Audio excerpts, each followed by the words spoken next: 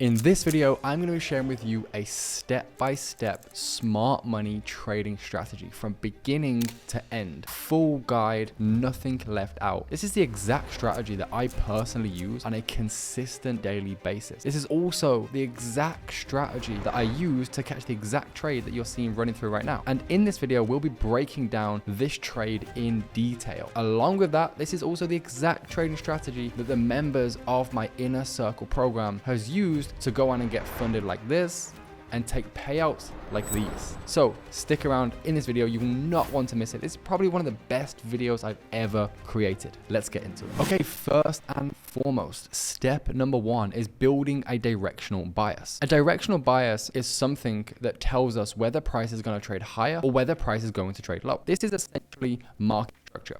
So always price is trading from bullish like this, putting in a series of higher highs, higher lows, higher highs, higher lows, and higher highs. In these market phases, when you see price trending in this direction, all we're interested in is longing. Our directional bias is higher prices. But at some point in time, what will happen is you'll have, again, higher high, and then you'll have a lower low, right? So once we go from higher highs like these, so we have low, high, higher low, higher high, higher low, higher high, higher low, and higher high. Very obviously bullish. These are our structure points. And when price is trending in this direction, this is literally as simple as it is. This is our job. When price breaks structure, we want to buy. And we want to buy after price breaks structure. When price comes back down, we want to buy from here and trade back up. And then we have a new break of structure. And then price comes back down. We want to buy in here and trade price back up with a new break of structure. And then at some point in time, like it always does, the trend will change. And when that happens, that is what we call a change of character. It's the process of going from bullish to bearish. When you get this change of character, this is essentially price now getting ready to put in lower prices. So what we're looking for now is lower prices. So we want to get involved in here and look at selling. And then after we get a break of structure, we want to see price come back up and then get involved in a sell again. So what we need to do is we need to always be identifying our swing points, because these are always going to tell us our current trading range. So right now we've just had a break of structure in this scenario right here. The biggest part of my system is understanding what directional bias we have. And now in this scenario, we have a bearish bias. We are only looking for shorts. And so what happens is price will eventually make its way back up after the break of structure into a certain area. When price gets into some sort of certain area, you'll see another shift, another internal shift like this. That is our sign then, because we've gone from internally pulling back, right? We're already bearish. We have our high up in here. This high is going to be respected. This low is going to be targeted. So price comes back up like this, back up, final break of structure, and then internal change of character. And then we literally sell from here and we target the low into here. That is our exact, and it's that simple, genuinely. But there are a couple more things, of course, that you need to know. Like, for example, where should you be looking to trade from? Which takes me on to step number two. Step number two is all about areas of potential interest. What we're trying to look for is the big players step into the market. How do we know that? Because that's where aggressive price moves come into the market. So what you will see is, let's say, for example, in this scenario, you'll see some sort of stagnation, a range where price goes like this, and it's kind of just ranging, right? Up and down, up and down, up and down. And then eventually what happens is you'll get an aggressive move in one side, just like you're seeing on this left-hand side. You can see we range up, down, and then we get this very aggressive move. And the key here is what you want to identify is a 3-candle sequence. When you've had a range of candles and then you have an aggressive move to the upside, you want to identify the inside of the range, take the final candle before the aggressive move up, and you want to map out the high of that candle in a bullish scenario. Then once you've had the aggressive move, you want to map out the next candle's low like this. And if there is a gap between the high of candle 1 and the low of candle 3, you have what is called a fair value gap. Simply put, what's going to happen is at some point in time, that gap is going to be filled. And it will likely look something like this. Price will come in, back into this exact candle just before the aggressive push up, and then we'll get the continuation out of that move. The reason behind this is simple. This is where a large institutional player stepped into the market. someone or something, some entity, institution, corporation with a lot of buying power has stepped into the market, showing you that it's positioned itself to go higher. So with that being said, they have so much money that it's difficult for them to fill all of their orders at that specific level. As much as their orders as they can before price gets too high, and now they no longer want to put the rest of their orders in because price is much different than it was. So what will happen, they'll let sellers come back into the market, and when price comes back into the same area that they first bought from, they'll initiate the rest of their position, right? What this does is it enables them to get as many of their dollars at this specific price point as they can, instead of getting some of their dollars in here and the rest of their dollars in here. It's very, very simple understanding of the market dynamic that we have with institutional players. So what we want to do is we want to identify this area of interest and look at when price gets back into here, what happens in here. If we get our confirmation, that's when we're looking to trade this level. And I'm going to show you what that confirmation looks like later in the video. That is an area of interest. It's the range and then aggressive expansion. And then we have this gap in the middle called the fair value gap. If price comes back into this level, that could be a key potential area of interest for us. Now, the same is true for the opposite side of the market. Here on the right hand side, we have essentially is this concept of range, aggressive move, right? And then this aggression here shows us that a large institution has just stepped in and filled a bunch of orders at that level. They are showing you where they want to go. They have already shown you, look, here's my hands, I'm going short.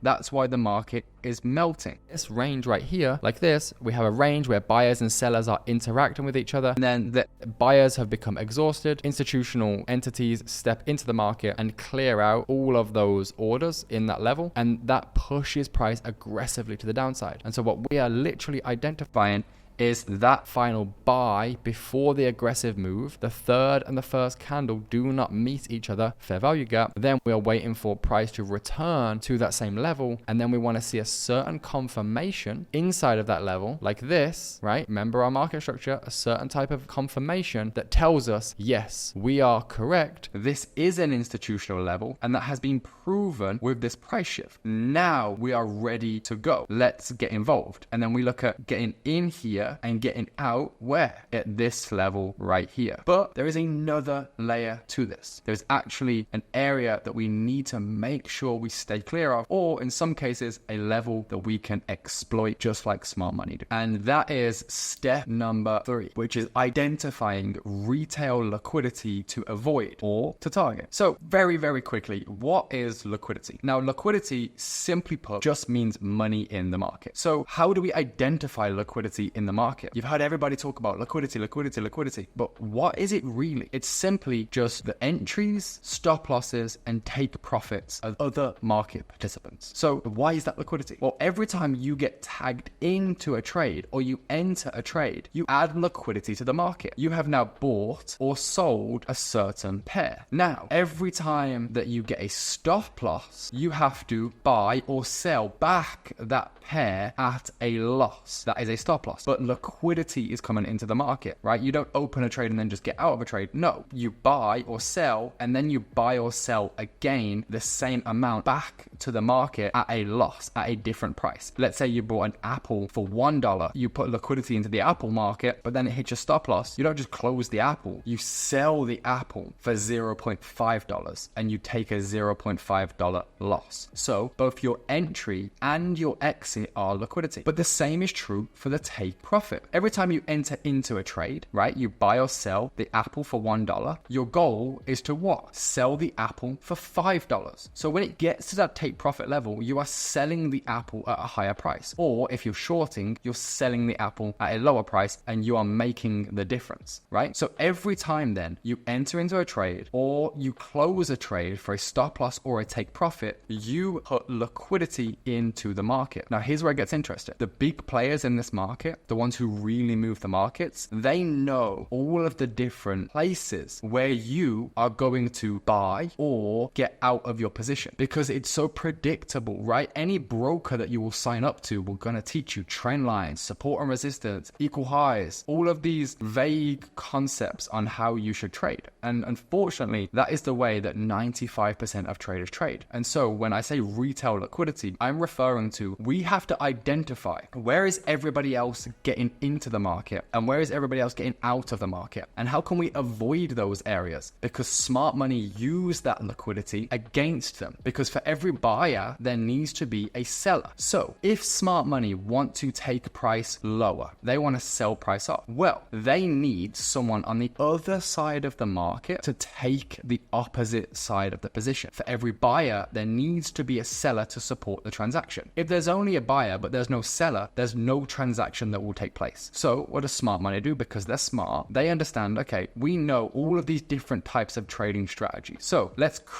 induce these types of trading strategies. Let's do something so that we can make it look like something's going to happen, so that we get so many people acting on that thing that's going to happen that never really happens, but because they thought it was going to happen, their money in the market, and who's on the other side accepting those orders? Smart money. And that's when they move price where they really want to go to, because that's how they get their average prices filled. So this is a very important concept to understand, because what that tells us then is, if we identify liquidity, which is usually equal highs, equal lows, support, resistance, key levels, old highs or old lows. Because think about it, in this scenario you have right here, right, price is moving down, we have these equal highs, or some people look at it as resistance. Then when price comes back up to this level, right, let's say it comes up like this, what's going to happen? The sellers are going to step into the market because they think that price is going to go lower. So sellers step into the market. Where do their stop losses go? Their stop losses probably go above these highs up in here, right? Where is their take profits? Their take profits are going to be probably somewhere at the next low. So what happens is price comes in, the sellers come into the market. If smart money wants to take price lower, what they will do is they've already created such a supply for these sellers. So what they'll do is they'll push price into these levels, right? And then essentially what you have, all of these sell orders getting triggered. And so that essentially enables smart money to get into their positions. And then once we've come into the liquidity, now a lot of the time when you're hitting their stop losses, that is acting as liquidity to go to the other side of the market, right? Because there needs to be someone else on the other side to take that order. So it acts in favor of pushing price toward where smart money want to take price towards. It's the same with every high and every low, right? There is always areas of liquidity. There are always liquidity that people look at trying to sell or buy from. We need to identify that and understand that so many times these levels get purposely manipulated just before going to the other side. If you've ever traded something like an equal highs or equal low strategy before, or maybe you do right now, do you not find it very weird how a lot of the times price will come back to your equal highs just to wick through it and then continue melting in the direction that you wanted it to go to? That's not an accident. It's purposeful market manipulation for the clear and obvious reason that I've already explained to you previously. But there's also one other type of liquidity, a type of liquidity that most people never use. In fact, most people never even think about using, and that is time-based liquidity. Yes, think about it for a second. What is the most common thing amongst all traders? The time that they trade. Most traders in America want to trade the American Open. Most traders in Europe, in England, they want to trade the London Open. So we have New York Open and we have London Open. Now, what's interesting is that if you think about it logically, right? Let's say right now in this gray box right here, this is just price. And the moment that we break out of this gray box, London session has started or New York session has started. Now, imagine just for a second, New York session just starts or London session just starts. And then you see this, a big aggressive move in one direction. What do you think that does? Every trader, or a lot of traders at least, are looking at this and they're like, oh my God, price is flying. I need to get involved in buys. My bias today is buys. I'm looking to buy the market today. Or FOMO, crap, price is going. I need to get involved in the market. Price is going. Hello, what are they doing? They're buying. Okay, I'm going to wait for price to come back, right? Some people are doing the retest. Okay, I'm going to put buy stops here.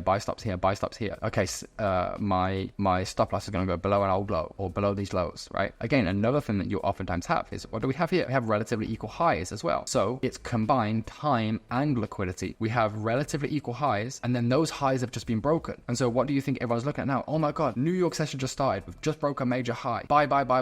And then they're going to try and get involved in the retest. Okay, break and retest, go, right? So predictable. And so what I do is I combine all three of these steps in a very systematical manner by understanding where is the market going to go, because I know the direction of the market, where is the areas of interest that smart money have shown that they are involved in, and how do I identify retail liquidity so I understand where the manipulation is happening so I'm not a part of that manipulation, and or I can target that manipulation because I know price is going to go there. I know where their stop losses are, and I know that price is going to go to their stop losses, so better to take price into their stop losses with them. Trading the zero-sum game. There has to be losers for every win. That's just how the game goes. So I'm combining those three things. And so it looks something along the lines of this, right? Let's say, for example, price looked like this and price was bearish, right? So step number one, we are bearish, right? We have low, we have high, we have lower low. Great. Step number one, we are bearish. That is my bias. I'm looking to go short, only short. I don't care about longing. I don't care about impulsive moves upwards because I understand, right? Which a lot of people for some reason don't, but I understand that every time price puts in a new low, it has to come back. Puts in a new low, it has to come back. So if I know that it has to come back, I don't need to get involved in the buys. I'll wait for price to come where it needs to go and then continue trading lower. So step number one is bias. Okay, we're bearish bias in this example. Step number two, identify a key area of interest. So let's say, for example, there was just a little period of time where we had a little bit of a range in here and then we had the move.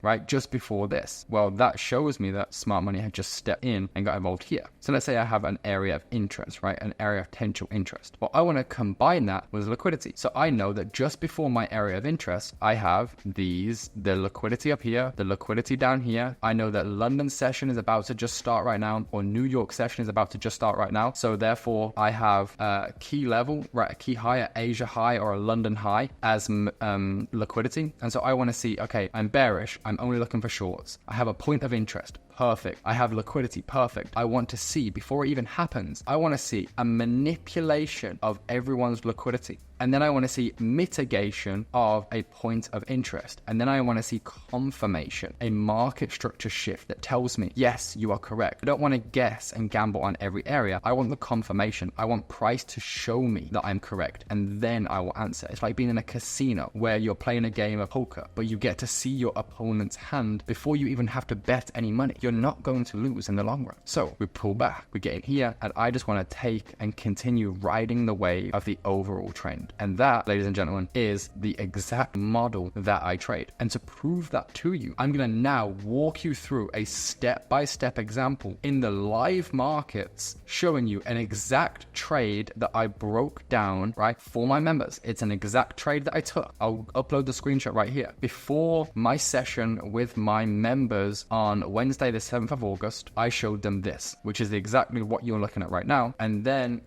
we seen exactly what I was looking for happen. Then you see me enter in the trade, and then you see the result of that trade. And that's the exact trade that I'm going to show you today to showcase what it is that I'm talking about and separate myself from all of these other guys that will just waffle but not show anything, right? Let's get into the details. But just before we dive into that, if you've taken any value at all from this video, I would massively appreciate it. Subscribe to the channel if you love the content, and like the video, hit the bell notification if you want to be notified every time when I upload. It does me a massive service. It helps me grow this channel, and I appreciate every single one. Let's dive into this trade breakdown. Okay, so very simple. You've already seen the screenshot. I'll put it up one more time just here of what I was looking for with my members. Now let me explain why I was looking for that. So here we are, GBP USD on Wednesday the 7th of August, right? You can see if we look at price in here. So this is the price action. Now, if you remember carefully, I'm always trading the 15-minute time frame. When I'm trading intraday, right, my scalping strategy, my intraday strategy, I'm always looking at the 15-minute time frame. So step number one is identify my directional bias. Remember, I always want to know where am I trading, higher or lower. So if you just zoom out like this right now, you can very clearly see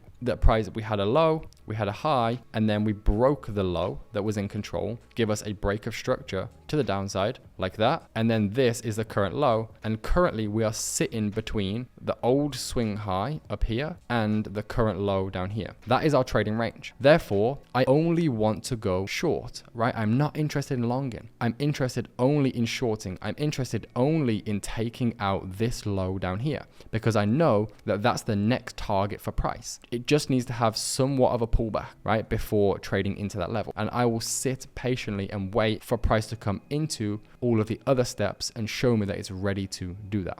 So step number one is obviously my directional bias. I know that we're bearish. Great. So I have swing high, I have swing low. Perfect. I know I'm bearish. I'm only looking for shorts. Step number two is to identify an area of interest. And so what I want to do is I want to look at this price leg, right, where all the aggressive moves came out of, and I want to identify exactly what it is that I showed you, right? I want to identify areas where we have a little bit of a range and then aggression, little bit of a range and then aggression. That is what I want to identify. So if we look at where we've come from, let's actually dive into that. You can see that we had price pushes down, a little bit of a range, a little bit of aggression, a little bit of a range, aggression. Perfect. So there I know that there was a range and aggression. But the issue is this area has already been mitigated. Price has already come back to this level with this candle in here. Remember the 1, 2, 3 candle sequence? We don't get that 3 candle sequence, right? So we move on. Okay. We push down, have a little bit of a range, a little bit of aggression. And then we have another range and aggression. Okay, great. Look right here. We have a range, right, where we're sitting sideways price action and then aggressive momentum that comes down into the price leg. So we're going to mark out that range like that. And then if you look where the aggression comes in, where is that? It's this final candle and then this next candle and then this third candle. So if we go the low of the first candle and the high of the third candle, is there a gap between them? Yes, there is. That is a fair value gap. That tells me then that I know that this is an area that price will come back to. So this right here, this area where price is, right, this level here is the level that I'm interested in. This is the range and initiation. Cool. That's the level. So I want to map that area out and I want that to be my point of interest. I want price to react from this level. And I'm not just going to, blindly take my trade from that level. I don't just want to put my entry here, my stop loss here, and my take profit here, because that only gives me a risk to reward ratio of 2.87, meaning if I risk $1,000 on this trade, I'll only make $2,870 back from that. That's not what I'm here for, right? I need bigger risk to reward to make it worth it. So what I like to do is I like to confirm my levels. This gives me higher probability of being correct. It tells me, yes, you're correct. It shows me I'm at the poker table. I see my opponent's hand. Then I can act. Then I can bet chips. So what am I looking for? As you've already seen, which I outlined, and I'll show you one more time, I'm looking for price to come into this level. Okay, step number 3, identify liquidity. Where is everybody else? Everyone else is looking at the same picture as me, right? So I need to take a step out and instead of trying to look at what the market's doing, look at what everybody else in the market is doing. That's going to help me understand where everybody else's mind is at. So what I want to do is I want to go, okay, in this blue box right here, guys, is Asia session range. And this green box right here is London session range. A lot of times London will sweep Asia. In this specific day, it did not. It stayed inside of Asia. So what do we have? We have trendline liquidity going down in here, right? So I know that there's some traders who are looking at that as though that is bearish. So maybe they want to sell this third touch in here and maybe they want to put their stop losses above this old high. Okay, so we have liquidity. We also have, relatively equal highs across here. Again, could be a different sign, a different type of trader looking at that and saying, you know what, price come up, traded away, come back up, respected this area and then continue trading lower. So they probably have areas of interest in here where they're trying to sell in here. Where do their stop losses go? Their stop losses are going to go above these areas in here, or worst case scenario, above these in here if they're protecting them. Okay, cool. That's that side of the market. What else do we have? Well, we have trendline liquidity building on the downside. So there are traders looking at this and going, okay, 1 touch, 2 touch, okay, 3rd touch. Maybe I'm looking at buying from this level. So they are buying at these areas. Now, where are their stop losses? Their stop losses are likely under the lows in here, the lows down here, or the lows down here. Okay, great. What else do we have? We have equal lows right here, right? Again, just to move that for a second, we have equal lows right here on these 2 candles, right? What do we see? We have one bounce and then an aggressive reaction back out. So maybe again, there's other traders looking at getting involved in the market in these levels. Now, if there was buyers in here, where would they put their stop losses? They're going to put them below this low or below the old low in here, right? So you can see my framework of thinking. I am not trying to identify what's the most important thing that I want to do. I just want to make sure that I'm not getting involved involved in any of these traps, right? Because all of these different levels here are traps. There's no two ways about it because we need that liquidity. So I already know, number one, smart money are going to take price lower because that is the structure. Smart money has that much money, it can't hide its footprint. It's always leaving clues. So if the market structure is bearish, that is because they are taking price lower. They expect price to go lower. Great. I identified area of interest where price could potentially reverse from. Great. I've identified all the liquidity and most importantly, time-based liquidity, because what's going to happen in just a moment, guys, is New York session is getting ready to open, right? 6:30 a.m. New York. So New York session's getting ready to go. So now I'm framing my hypothesis. I'm framing my game plan. And here's what I'm looking for. I know that I only want to go short. And I also know that I need to avoid all of this liquidity. I know that I have a point of interest in here. So this is the plan that I build in my head. I think to myself, okay, cool. I need to see all of this liquidity run. All of these sell stops are going to act as buy orders for smart money to take the opposite side of the market. New York session is open at the exact same time. And so if we get a breach on all of those stop losses, everybody inside a New York session is going to be opening with the market open of prices aggressively trading higher. They're going to FOMO into that market, or they're just going to have a long bias because price is trending higher.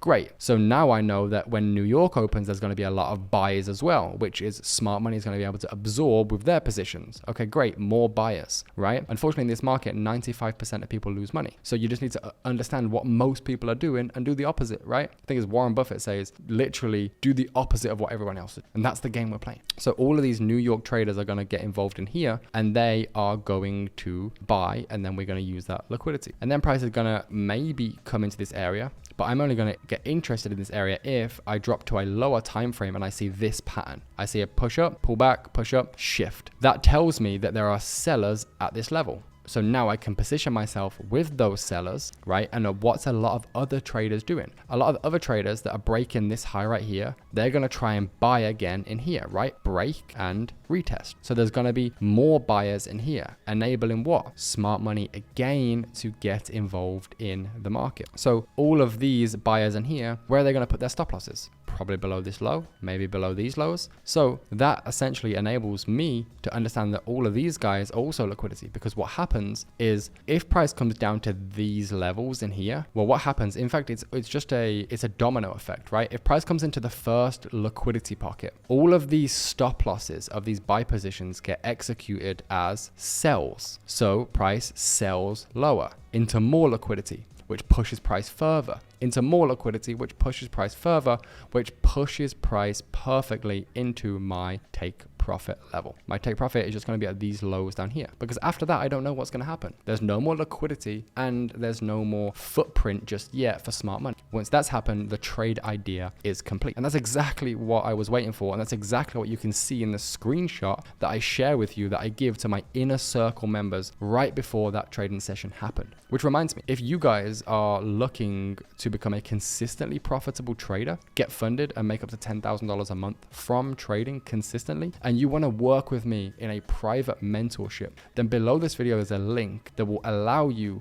to apply to work with me. Fill in the form, apply to see if you're a right fit to work with me. And if you are, I'll work with you and help you become a consistently profitable trader, get funded, and start making a full-time living from trading.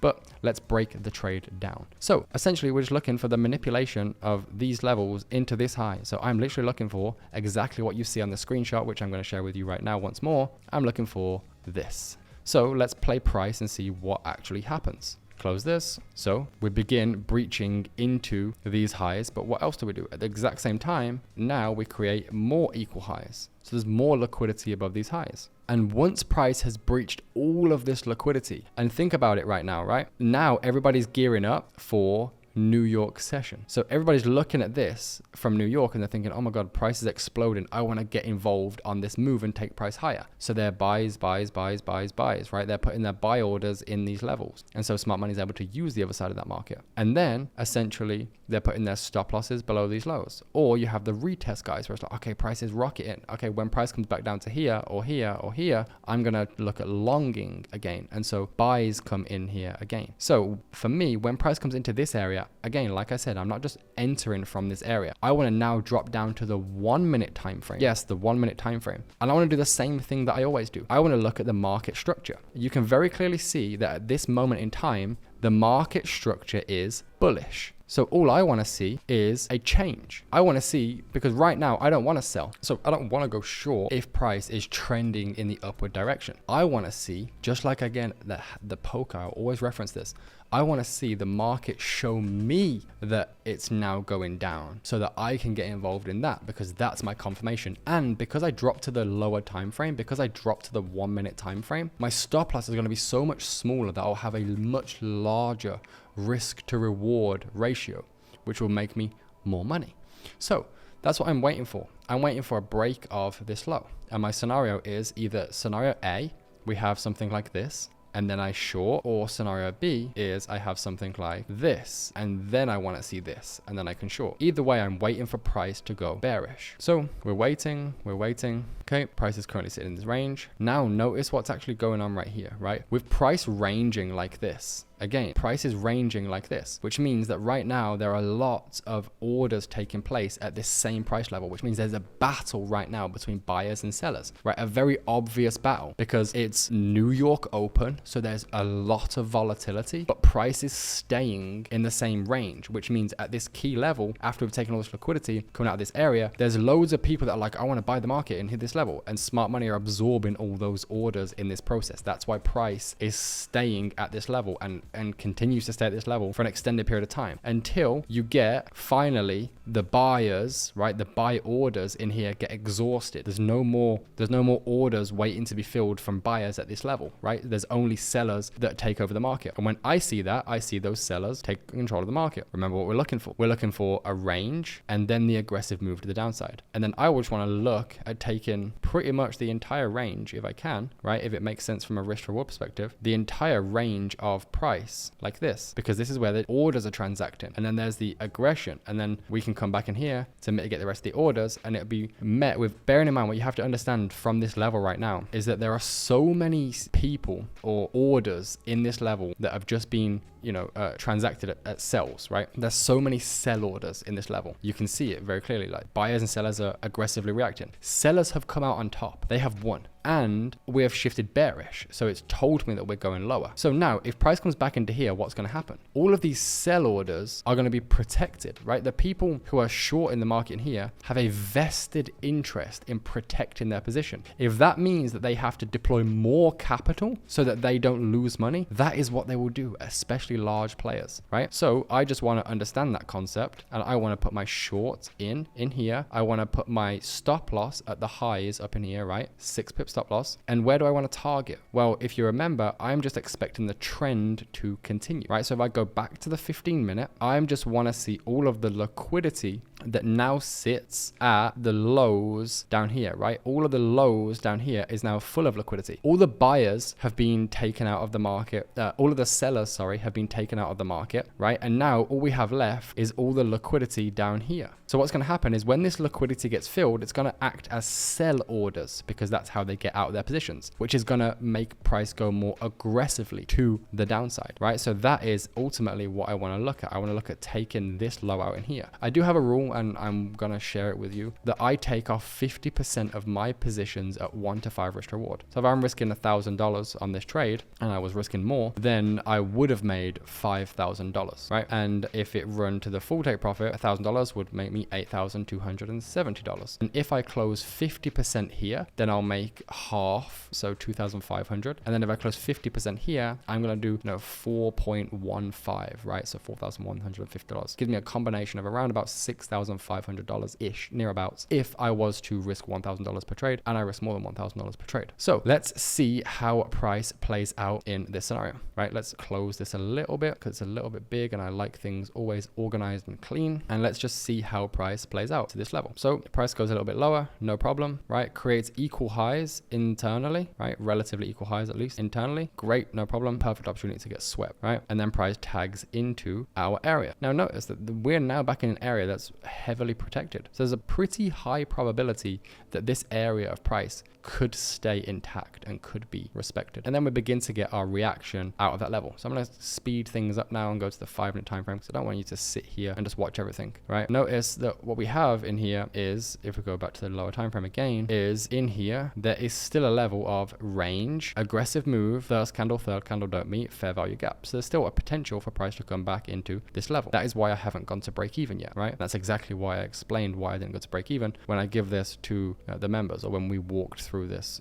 with the members as well, because price comes back into that exact area and then begins to continue moving lower, at which point then I can go to break even. And let me show you why. You can already see it right here, right? Yes, we still have the range, we still have the aggressive move, but look, this is the area where price is gonna probably respect if that area gets respected, right? This final level, right? The first candle, second candle, third candle here, and my break even is above that, so it's fine. I can move my stop loss to break even at this point and take my risk off the table. And yeah, pretty much that is the position, and I'll kind of let this position play out because it played into the next day, and I did catch another trade the next day, which is also something I obviously forecasted beforehand and broke down with members, but I'll leave that one for now. I think this is enough information, don't want to overload you. But yeah, pretty much then heading into the next day, there's the Asia session, and again, if you guys remember my strategy, you'll be able to see this trade and why I took it, right? There's the Asia session, right? And then London session is opening right now. What do you think the London people are looking for? You think they're probably looking for buys, right? And so where's the liquidity? The liquidity exists where at the lows of the market, you can already see that price does what we need it to do, pushes up, pulls back, shifts. I get in here and I ride all of this to the down here, and that also give me a 1 to 5 risk reward, which you've probably seen inside of the screenshot. Hope you guys enjoyed the video. I'll see you in the next one. Don't forget to like, subscribe, and check the link down below if you want to work with me. Catch you guys soon. Bye bye.